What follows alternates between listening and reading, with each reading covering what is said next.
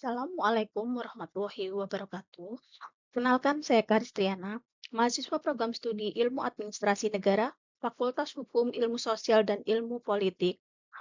Pada video tugas 3 manajemen publik kali ini, saya akan menjelaskan tentang sistem pelayanan pendaftaran pasien rawat jalan. Permasalahan dalam sistem pelayanan pendaftaran pasien rawat jalan. Yang pertama, antrean menumpuk dan waktu tunggu yang lama. Pasien seringkali harus datang sejak pagi dan mengantri berjam-jam sehingga memicu waktu tunggu yang lama sebelum dilayani di loket tempat pendaftaran pasien rawat jalan. Yang kedua yaitu waktu pendaftaran lama. Proses verifikasi data identitas, rekam medis fisik, dan validasi rujukan BPJS yang manual menyebabkan inefisiensi alur kerja. Yang ketiga yaitu kapasitas ruang tunggu terbatas. Membludaknya antrean menyebabkan ruang tunggu penuh dan mengurangi kenyamanan bagi pasien. Yang keempat yaitu ketidakpastian jadwal dokter. Seringkali terjadi ketidaksesuaian antara nomor urut pendaftaran dan jadwal praktek dokter di poliklinik. Ini memicu komplain dari pasien. Yang kelima yaitu kendala pasien lanjut usia. Lansia seringkali mengalami kesulitan jika hanya berpusat pada pendaftaran aplikasi online. Yang keenam yaitu beban kerja administrasi tinggi, di mana petugas pendaftaran loket seringkali kewalahan apabila melayani lonjakan pasien rawat jalan secara bersamaan. Dasar teori yang mendukung yang pertama yaitu Undang-Undang tentang Pelayanan Publik. Undang-Undang Nomor 25 Tahun 2009 tentang pelayanan publik, di mana penyelenggara wajib memberikan kemudahan, kecepatan, dan kepastian waktu bagi masyarakat untuk mewujudkan pelayanan prima. Yang kedua yaitu teori pelayanan publik modern dan manajemen publik baru. Teori ini menekankan bahwa pemerintah atau institusi harus berorientasi pada kepuasan masyarakat, bersikap responsif, transparan, dan memanfaatkan teknologi untuk menciptakan efisiensi serta memangkas prosedur yang lambat. Solusi yang dapat dilakukan untuk mengatasi permasalahan dalam sistem pelayanan pendaftaran pasien rawat jalan, diantaranya yaitu pertama, implementasi aplikasi mobile JKN, mengarahkan pasien BPJS untuk mendaftar secara online melalui aplikasi mobile JKN. Yang kedua yaitu sistem anjungan mandiri, penerapan mesin anjungan pendaftaran mandiri di rumah sakit agar pasien yang datang cukup melakukan scan kode atau sidik jari untuk check-in dan langsung menuju ke poli tujuan. Yang ketiga yaitu sistem antrean elektronik atau SIM-RS, mengembangkan sistem informasi manajemen rumah sakit yang memproses nomor antrian secara otomatis agar sesuai dengan urutan rujukan dan kedatangan pasien.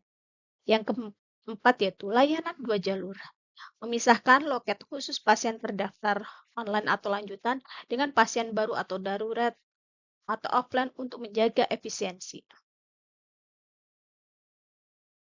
Sistem pendaftaran terpadu berbasis mobile dan anjungan mandiri. Sistem ini menggabungkan pendaftaran online dari rumah untuk pasien BPJS maupun umum, validasi mandiri di mesin anjungan pendaftaran mandiri, serta rekam medis elektronik. Strategi pelaksanaan atau implementasinya. Pihak yang terlibat.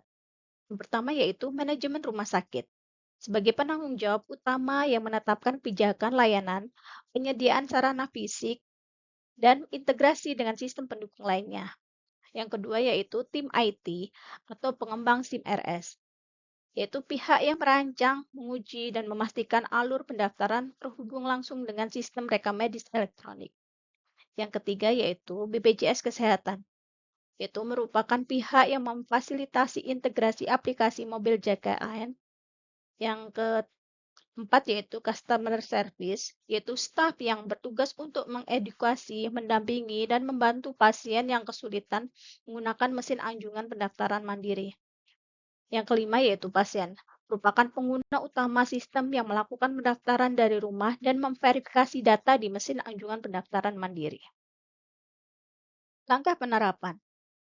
Yang pertama yaitu persiapan infrastruktur dan integrasi sistem. Menyediakan perangkat keras berupa mesin anjungan pendaftaran mandiri berspesifikasi touchscreen, menyambungkan sistem pendaftaran dengan rekam medis elektronik, dan integrasi dengan BPJS Kesehatan. Yang kedua yaitu sosialisasi dan edukasi pengguna. Untuk pasien bisa dilakukan dengan memasang spanduk, membagikan video tutorial, dan memberikan informasi alur melalui media sosial resmi. Untuk staf atau pegawai dapat dilakukan dengan pelatihan intensif pada perawat, dokter, dan staf administrasi terkait operasional sistem. Yang ketiga yaitu tahap uji coba, yaitu dengan melakukan uji coba parsial, misalnya hanya untuk pasien lama dan poliklinik tertentu, untuk mengidentifikasi adanya bug, dan untuk mengevaluasi kebiasaan pengguna serta mengukur waktu tunggu. Yang keempat, yaitu peluncuran penuh dan evaluasi, yaitu dengan cara membuka akses sistem untuk seluruh pasien, melakukan evaluasi efektivitas sistem secara berkala, dengan memantau tingkat penggunaan mesin anjungan pendaftaran mandiri, pengurangan antrean, dan angka kepuasan pasien. Potensi hambatan. Yang pertama yaitu rendahnya literasi digital. Banyak pasien, khususnya kalangan lansia atau yang berasal dari daerah pinggiran atau pedesaan, kesulitan mengoperasikan aplikasi mobile dan mesin anjungan tanpa bantuan. Yang kedua yaitu kendala teknis dan jaringan. Gangguan koneksi internet, error pada server BPJS, atau kegagalan perangkat keras seperti pemindai KTP atau sidik jari tidak terbaca dapat menghentikan fungsi pelayanan. Yang ketiga yaitu ketergantungan pada petugas. Jika mesin mengalami masalah teknis atau antrian manual menumpuk, pasien akan kembali mengandalkan loket tradisional sehingga tujuan efisiensi tidak tercapai. Yang keempat yaitu masalah pemeliharaan fisik. Kerusakan pada komponen mesin seperti kehabisan kertas, struk antrean, atau kerusakan layar sentuh. Dampak positif yaitu efisiensi waktu. Mengurangi waktu tunggu pasien di loket secara signifikan sehingga waktu lebih produktif. Yang kedua yaitu kenyamanan meningkat. Mengurangi penumpukan orang atau pasien di ruang tunggu, menciptakan lingkungan yang lebih teratur dan menurunkan tingkat stres pada pasien. Yang ketiga yaitu peningkatan produktivitas. Beban kerja petugas administrasi menjadi lebih merata sehingga fokus pelayanan klinis di poliklinik bisa dimaksimalkan. Demikian yang bisa saya sampaikan.